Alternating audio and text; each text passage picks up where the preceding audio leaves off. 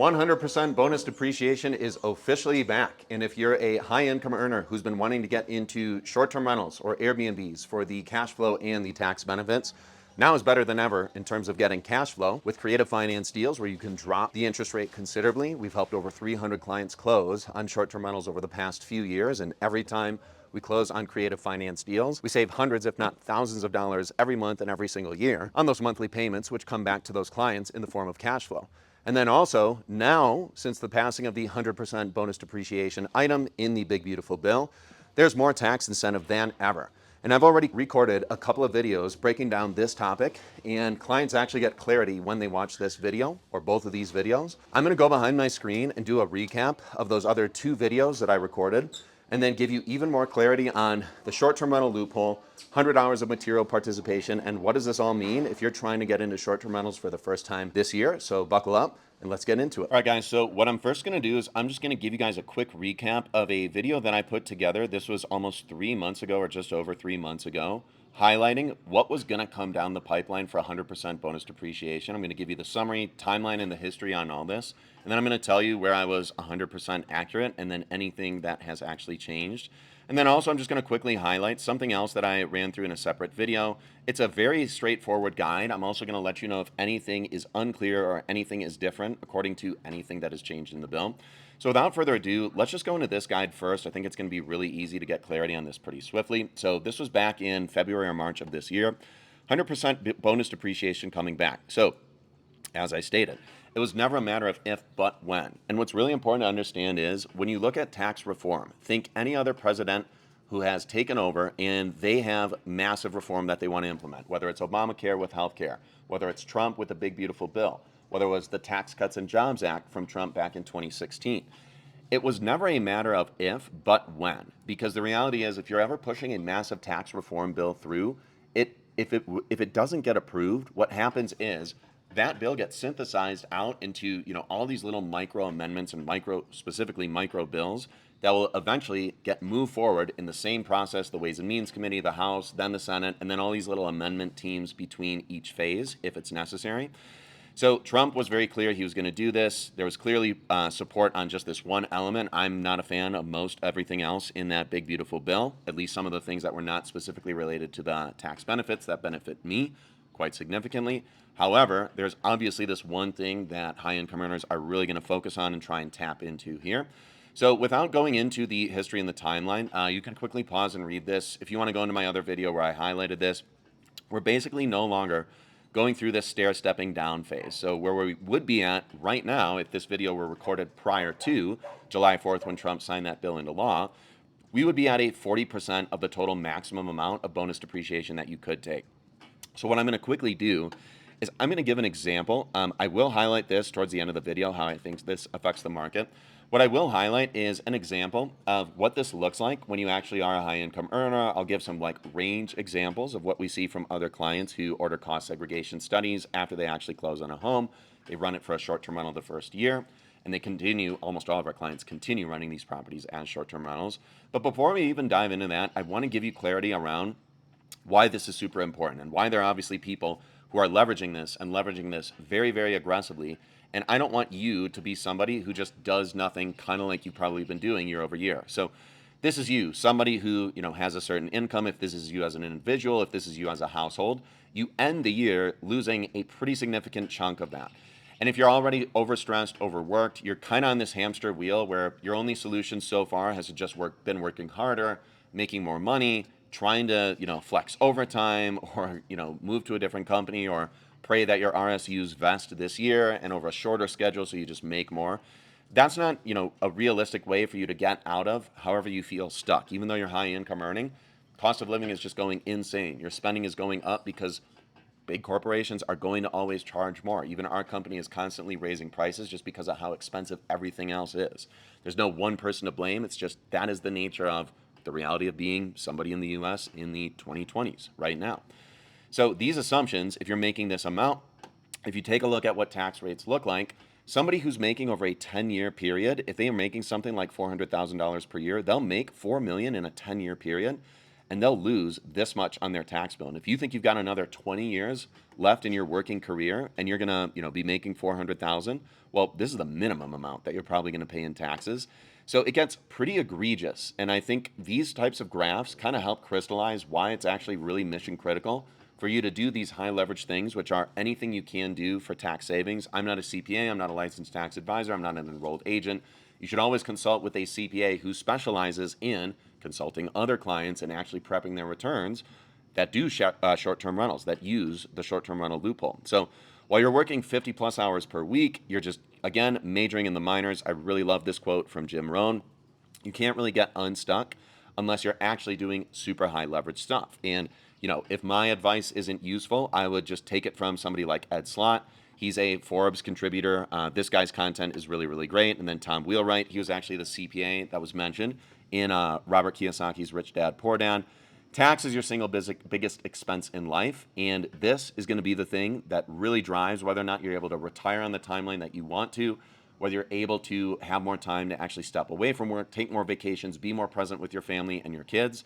So your current situation obviously sucks. We're majoring in the minors by doing these small things that, yeah, they're important, but they're not the main thing. You can't lose 20 to 30+% of your wealth, and your wealth is literally the income that you keep at the end of every year. You can't just write a check for 20 to 30+% of that and expect that you're going to outpace the other people who are just making gobsmack amounts of money more than you, or that have a very basic but fundamental tax strategy in place, which again, I'm not a tax strategy guy. I'm just letting you guys know what the value of bonus depreciation is. So now that you're clear on the cost of inaction, there's clarity around the sense of urgency. There's a specific transformation you want to make where instead of you working 50 plus hours a week, making a lot of money and still feeling stressed, still feeling stuck, still not having enough time to do what you want with the wife and the kids, or the spouse and the kids, or your other friends and other family members who are always traveling, there is a unique opportunity for you right now. So this video that I put together months ago, nothing here has really changed. You can obviously do a reverse offset method.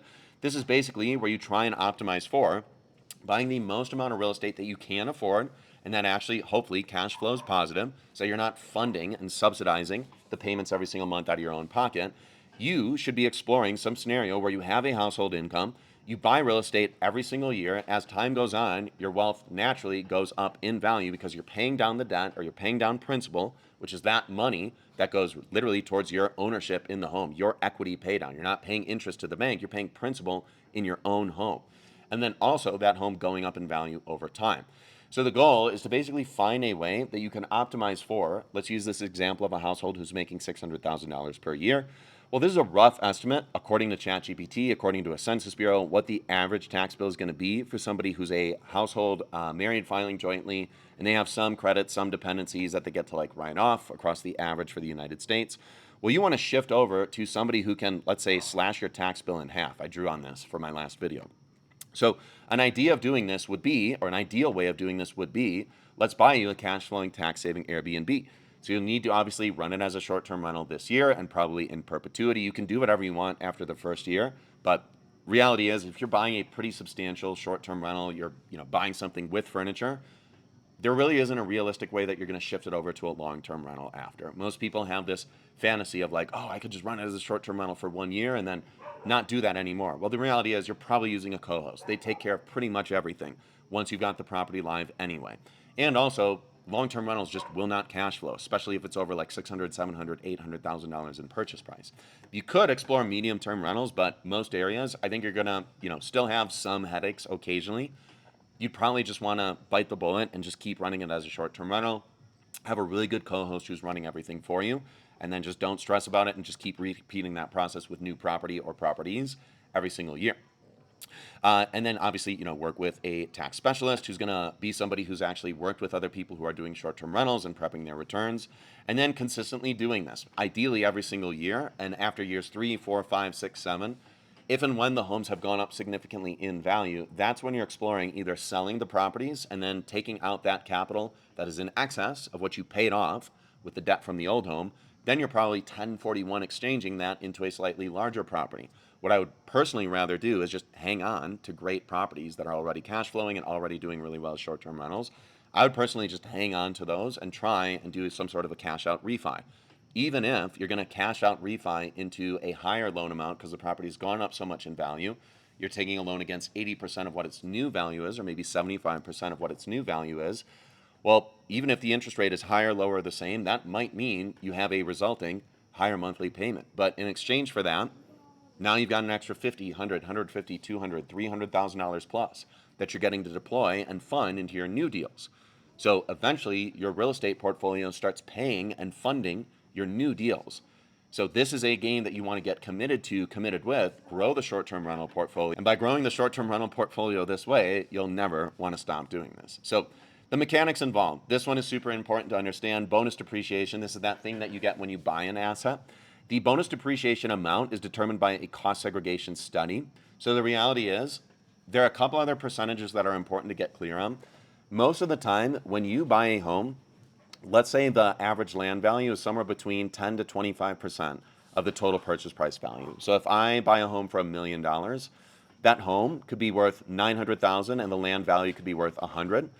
That home at $1 million purchase price, the land value could be worth 250,000. And then everything that's not the land, everything that is above ground, the structure of the home, everything inside of it, all the appliances, it could be worth 750,000.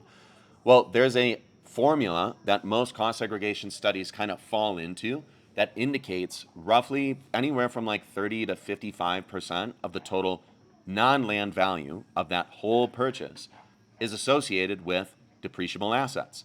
And what's really, really cool is there's a timeline that each of those items kind of falls under. Some have 1 year life expectancies, some have under 5 years, some have under 15, some have under 30. And cost segregation studies are going to allow you to accelerate and bonus depreciate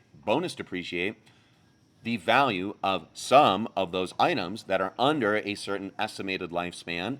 And that kind of gives us this number that roughly falls into a range of anywhere from 20 to 35% of the total purchase price. That is what you can typically offset. And what I'll do is I've got an example below. So I'll run you through that one as well. The short-term rental loophole is that thing that allows you to qualify as a real estate professional without needing to be a full-time real estate investor. So that you, if you have a W-2 or if you're a business owner but it's not in real estate, you can still qualify for bonus depreciation through one of many material participation tests. And the combination of tests that you're going to probably end up satisfying is a blend of the 100-hour participation rule. So number one, you're going to get the property live in service the calendar year that you purchase it, which if you're doing it in 2025, it's this year. Number two, you're actually going to run it as a short-term rental, meaning the average duration of stay isn't hundreds of days, isn't months, it's under 7 days on average. So most of your bookings will be anywhere from 2 to 5 nights a piece. You get the occasional 1-night stay, you'll get the occasional 7 to 15-day stay, but on average, you're going to be comfortably under 7 days if you're legitimately running this as a short-term rental. And then the third and final item is 100 hours of material participation, and no less than any other one individual. So this oftentimes looks like, if you're a spouse and a spouse doing this together, fly out to the property, oversee what a general contractor, what a designer, what a landscaping team, or just some other people are doing at the property, or get really, really hands-on. Most of my clients like to oversee what other people are doing while they're also at the property. And then when those people aren't there, or if they show up and nobody else is, participating in the business, they're making runs to and from Home Depot, maybe a boutique furniture store, maybe a hardware store, doing just very basic things. But most of the time, they're just overseeing what a general contractor is doing with accent walls. So either coats of paint, geometric paint patterns on the walls, very basic vertical wood panels, and then some more extensive projects, like if a landscaping team is installing a mini putting green in the backyard, which might be a revenue driver in specific areas. You'll probably front load anywhere from 40 to 90 hours, depending upon if you're there for like a 3, 4, maybe 5-day weekend, depending upon whether you're bringing your spouse or not. Always consult with your CPA. Always ask somebody who actually helps people log their hours, put together contemporaneous logs for their hours, and then also estimates all the other individuals, which, by the way, if you're closing on a property this year and you're getting it live in August or September of this year, there really isn't a high likelihood that there's any other one individual who literally spends more than like 60 to 80 hours on your property or working on your business this year. For reference, you might have a cleaner, a cleaning team, and one cleaner, let's say they go to every single clean that happens at your property. Well, let's say you have this property live for 5 months. And that would literally mean, 1 week or 1 month from today, time of recording this video. A cleaning team will probably spend, let's say, maximum 3 hours at a property and you have, on average, let's say 6 turns, 6 cleans per month, which would still be a lot for the rest of this year. Well, that's 18 hours a month. If you're live for the next 5 months, that's not even cracking 90 hours. So don't even worry about the cleaning teams having more than 100 hours than you this year. And then the second item would be, a co-host. Well, co-host teams are typically comprised of like 6 to 16 people. There's a founder and a co-founder, 1 to 2 people who do revenue management. They're in AirDNA, Price Labs, the Airbnb platform, optimizing the listing, trying to figure out if they can, set different pricing dynamics, update them, change them. And then there, are like maybe 4 to 8 VAs doing all the client messaging, maybe coordinating cleaning teams, maybe coordinating the other vendors who are going to come in and out of the home. There really isn't even room in their schedules to spend more than a few hours a month on your property. If you want to think about it another way, if there are 20 something weeks left on the year that somebody is managing your home, they'd have to literally almost be doing 5 hours per week, which is literally 1 hour per day every business day. That's not realistic. There isn't going to be an individual who spends that much dedicated time on your property. So if you're ever concerned about the 100-hour requirements, again, always speak with a CPA. These are just my interpretations of what I see other teams that I work with, how much time individuals spend. But if you're getting a property live, all you need to make sure that you do is front load as much time as you can, probably ongoing, consistently participate in really simple ways like not micromanaging your teams, but kind of micromanage what they do for the communication for guests. You can have the app open a few times a day while people are staying. People naturally do this anyway. You'll probably log 1 to 3 organic hours just pulling out the app, checking in on stuff, actively notifying the co-host team who's managing with you, saying, hey, I saw that this thing happened. What's going on? Like you're actively participating as a manager, kind of overseeing and making sure all the parts move in place. Everybody else is doing the heavy duty lifting. You're just kind of there, making sure that everybody is guided and doing really well without actually like driving any initiatives, if that makes sense. So this was the one example that I used in a video. This is an example for a home from Peter. He bought this home in Texas in March 2024. It was a $949,000 purchase price. So he and his spouse ended up showing up at the property.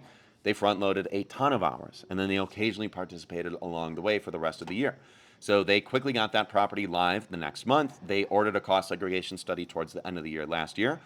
And the cost segregation study indicated roughly, and this one was actually kind of in the higher end of that range. This was, I think, just over 30 something, 33% of the total purchase price that they were able to offset and bonus depreciate expense into year one. So going back to my kind of formulaic way of assessing roughly what are the ranges, 20 to 35% is where most homes will fall into. A lot of the stuff that our clients are purchasing is in the 25 to 35% range because a lot of them show me their cost segregation studies. That's a product of we don't really buy too many homes in areas where the land is like insanely insanely high valued, I guess. So we're like kind of playing with this ratio where we try to buy great short-term rentals in also areas where the land isn't just like insanely overpriced. There's some outliers on either end of the spectrum, but for the most part, we're really not doing anything where we're buying like crazy valuations of land. So what I promised I said I would do towards the end of this video was just kind of give you my take on trends and where I see things going with the bonus depreciation stuff. I 100% do believe this will flood and trickle in a flood of buyers who have otherwise been sidelined. I don't think anybody's going to dispute that. Everybody at the Federal Reserve, everybody in the Trump regime recognized the real estate market definitely needs a shot in the arm. The approach with dropping interest rates isn't really a reasonable approach because they are curious or concerned about runaway inflation. If we, are now able to buy homes with super, super cheap debt, that's going to be problematic because in the next 6, 12, 18, 24 months, you'll just see runaway valuations of homes and even these like lower middle priced homes that people need to live in, you'll just see them skyrocket and nobody will really be able to afford housing or affordable housing if it's, even affordable right now for most people, which it really isn't. So I don't think we're going to see massive interest rate drops. I think based on conjecture right now, this is super speculative. I do believe that Trump is in talks to either replace Jerome Powell or like have even more aggressive insight on what's happening with rate fluctuations there. I think we'll probably see one rate adjustment this year. That's personally, when I'm waiting to refi either 3 or 4 homes. There's one home that has gone up considerably in value that I really want to refi out of the rate that I'm currently on, pull out a couple $100,000 plus in equity from that home. And then 3 other homes that are a little bit smaller in purchase price have gone up substantially, but not quite as much as this one. And I want to pull out a lot of equity this year. I do want rates to go down. I do want the real estate market to take a nice little spike up, because I also want some of my homes to become more valuable so that I can pull equity out. And then me as a full-time real estate investor professional, where I spend over 2,000 hours per year doing real estate, I do want to buy stuff towards the end of the year. What I think will also happen is there are a lot of markets that have gone through pretty aggressive corrections. So we've just been waiting for other markets for like the price to dip down and drop down and drop down even further. It'll be really curious to monitor all these markets where prices have just been falling beautifully. If you're a buyer, if you're a seller, that's tough. But if you're a seller, you're also really excited about this news, because now you're going to have a flood of additional buyers who will, probably give you offers that are a little bit closer to what you've been wanting if you have been trying to sell. So I think this is great for everybody. I think the people that it serves the best are the first movers, the people who move earlier in the year, who don't sit on their hands and wait.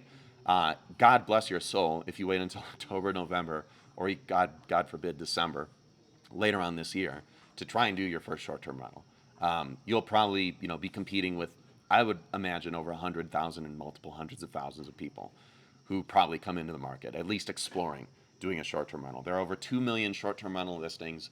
A percentage of those will always be available for sale. Most of those probably will get sold. I would imagine over 50% get sold if anything is listed, and things do get listed before the end of this year if they're already short-term rentals.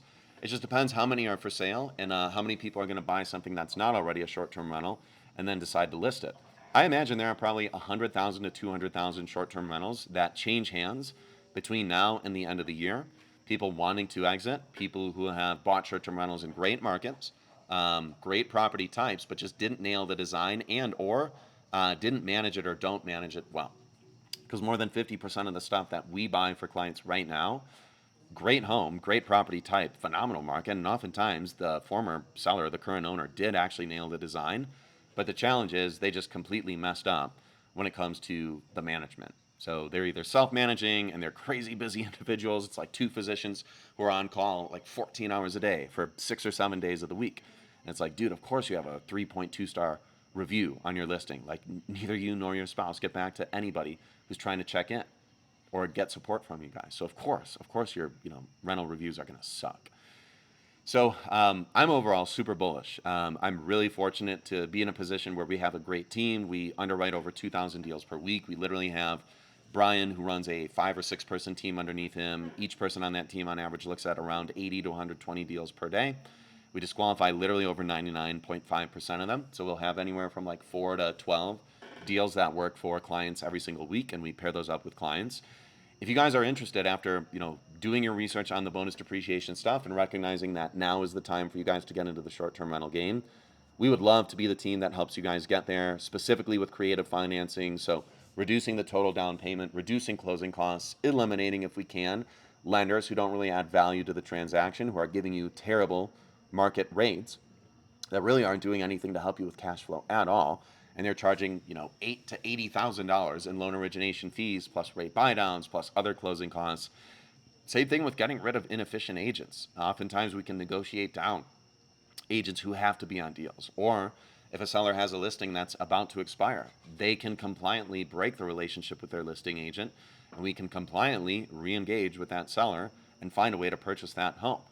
And that shaves down the total closing costs that the seller has to pay, because they don't have to pay commission to both agents, the seller's agent and the buyer's agent, unless the buyer's going to do something foolish and have dual representation with the seller's agent. So we just find all these ways to add value, and then even like pairing you guys up with good co-hosts. You'd be amazed how difficult it is to find somebody who's actually got a proven track record of managing properties well in specific areas that are also home types like yours. So if you guys are interested in working with the B&B Accelerator team, definitely check out our homepage. We have a ton of case studies. We have a ton of testimonials. We're also happy to introduce you to clients after you speak with me or somebody on our team, and realize that this program that we have is a great fit for you, because we'll help you find and buy a cash flowing, tax saving Airbnb in probably the next 45 to 60 days. And deal flow is still going to be phenomenal for the rest of the year. So appreciate you for checking out this video. Would love to support you, and like and subscribe if you aren't already watching the channel. Definitely check out more content. We're going to have videos going live on creative financing. We're going to have videos going live on markets that are emerging as phenomenal short-term rental markets. I am super bullish on the Panhandle in 30A, Santa Rosa Beach, Panama City Beach. There's tons of volatility happening down there right now. A lot of people are going to get squeezed out and just lose their older condos. But if you're one of the top 99th percent real estate investors who are seeing what's happening and recognizing, man, maybe we could just buy some newer stuff out there, will be one of the few short-term rental listings that still stand in maybe 12 to 18 months from now, assuming a lot of these older listings kind of get washed out of the market because nobody can afford to pay those assessment HOA fees. So if you guys like this video, again, like and subscribe, and then click the link somewhere on this video if you want to work together. And we'd love to see you on a call. Otherwise, keep checking out the channel.